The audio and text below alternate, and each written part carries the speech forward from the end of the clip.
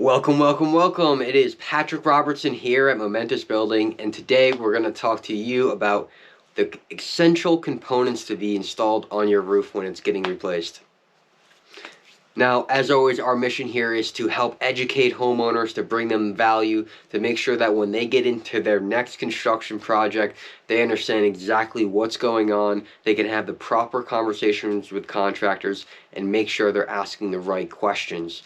We firmly believe that when the homeowner is better educated, the contractor will provide a better service. Moreover, that the homeowner will get the product that they deserve. So with that being said, I always got to ask, we're really trying to grow this channel, we're trying to grow this message. If you find any value in this, if you find anything that's worth sharing, we ask you to share it. We ask you to give us a subscribe and like, and that way we can help share this message and help others find out more about construction. So let's dive right in. We are making this video because a lot of times the roof is the area where the homeowner just kind of signs the check, hey, thanks for replacing my roof. Good job. And there's a lot of details in it that aren't necessarily complicated, but they need to make sure they're included. And it all starts with the proposal to make sure it's all in writing. Now, your proposal for your roof, your estimate, whatever your contractor is giving you, to make sure it should all be in writing. If you're getting your roof replaced, it shouldn't be a one-page with a one-line item saying, hey, listen, it's 40 grand to replace your roof, or 60 grand, whatever it is. It should be detailed out. They should be saying exactly what material you're getting, brand, the type of underlayment, the copper values that you should be getting, these different components, and making sure that everything's included in there. So that's why we're going to make this video today, to make sure that when you look at that proposal, when you look at that roof, and your contractor, last part, your contractor should be willing to send you pictures of your finished roof. It is not on you to climb up on your extension ladder and risk hurting yourself because you don't know how to walk on roofs to go inspect your contractor's work. He should be sending you pictures, videos. It's 2023. That's not a big ask. It should be deserved. You guys deserve it as homeowners, especially the contractor should be happily providing them. So let's dive right in. At the onset, let's talk about the best practice of getting your roof fixed. If you have a serious leak, if it's over X amount of years, we highly recommend tearing the entire thing off and starting from scratch from the plywood sheathing. Now, we're going to use the word sheathing a few times in this video. Sheathing is the plywood that actually supports the roof itself. It is the most rough carpentry item that is underneath the roofing, asphalt, and all those members. So the first thing, we want to tear everything down to the sheathing, remove all the old nails, clean it off, make sure there is no rot damage, and if there is rot damage, it should be replaced with full sheets of plywood. It should not be scraps of 2x2 pieces or baby pieces, just enough to get rid of the rot.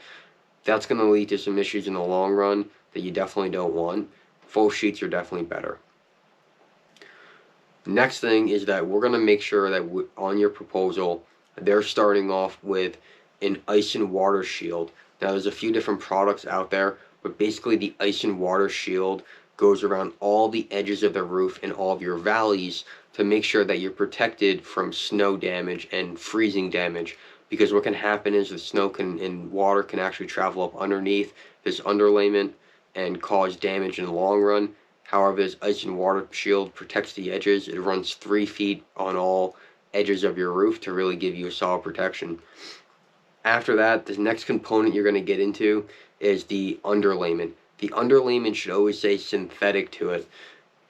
Gone are the days where we're just using felt paper. It's a very cheap method, especially in today's world. The underlayment's not that expensive. It's like 25 cents a square foot, depending on which brand you use. There's tons of good brands out there, like GAF makes a good one, Certainteed makes a good one, and a lot of times, if you use all of the manufacturer's components that you're installing the roofing tiles on, they give you an extended warranty because you used all their products, and they can warranty their own items. So it's very, very important that if your contractor is using TimberTech roofing or GAF roofing, that they're using all the same products with it, because it's going to give you that longer warranty. The next thing that you should always be in there is the flashing. Now, everything should be in copper. The one area that doesn't necessarily have to be in copper is the step flashing on the edges of your house where your siding meets your roof.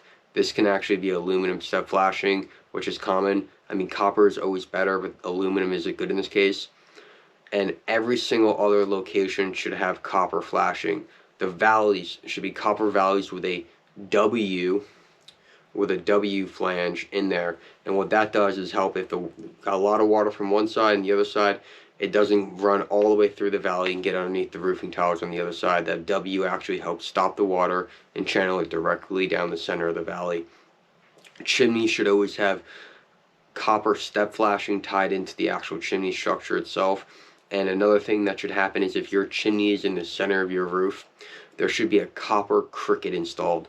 The copper cricket is very, very important, as every time we've seen a roof done with asphalt shingles directly into the chimney with copper flashing around it, there's leaks there. There's always a problem. There's too much water buildup. It doesn't dry out fast enough. The copper is definitely your best method. And lastly, with the copper, all the copper step flashing, the copper crickets should have welded seams. That's a hugely important part. The valleys can be overlapped substantial distances, but everything else should be welded. Now, once your flashing's in there, you review that all of it's in the correct order. Then we go into the drip caps on your roof. If you're getting your roof replaced, they need all new drip caps. And to make sure that's done, that should be a line item in the quote. They can be aluminum, that's perfectly fine, but all the eaves should be receiving drip caps. Finally, we're going to talk about going into the actual shingling of your house itself. Correct shingles installed, the color, the manufacturer should all be in the proposal. And then going into the actual hips and ridges, all the hips should have hip caps for the matching shingles, and the ridges, which are the top part of the roof, should all have ridge vents and ridge cap vents and ridge caps. The ridge vent allows the air from the attic to ventilate out, so that way your home can exhaust the heat, it can breathe and bring fresh air into your home. Now, there's always 1% of the time where there doesn't need to be a ridge vent because your home's sealed up in certain ways that are in new building methods, but chances are if you're getting your roof replaced, you need a ridge vent because that new building practice has only been around for the last 10 years or so. The last component is definitely the fasteners. The fasteners should always be stainless steel.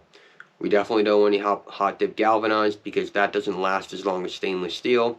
And if there doesn't say anything on there, you better make sure it's in writing that everything is in stainless steel. So we talked about a lot of items that should be on the proposal, but as you can see, all of those line items should be photographed and provided to you at the end of the project, so that way you know exactly what's installed on your roof. There should be videos of your roof taken before they leave, because it's really easy to take a photo of one section, but we want to make sure the encompass of your roof is complete and done as the proposal. So we're big on pictures, we're big on videos. It's something we provide to our clients at the end of each job, whether it's a bathroom remodel or roof replacement. Now, guys, I really hope this provided some value. If you have any questions, please reach out to us. We're happy to pick up the phone, hop on a call, whether it be Zoom or a cell phone call, anything. We're easy. Send us a message. Give us a comment below if you have any further questions, or if you have any ideas or any videos you want us to make on construction. It really helps out to provide you guys and service you guys. Lastly, some of these items we talked about are more expensive items, such as the copper valleys and copper crickets, rather than weaving things in. However, we're talking about longevity. When we're building, we want to build products that are going to last a lifetime of the homeowner, and if possible, live past the homeowner's life. That's really what we go for, is generational home building. So that's our ideology when designing homes and building homes and picking out materials. Guys, as always, Patrick Robertson here at Momentous Building. Thank you so much for sticking around. I hope this video provided some value. And of course, as always, I will see you on the next one.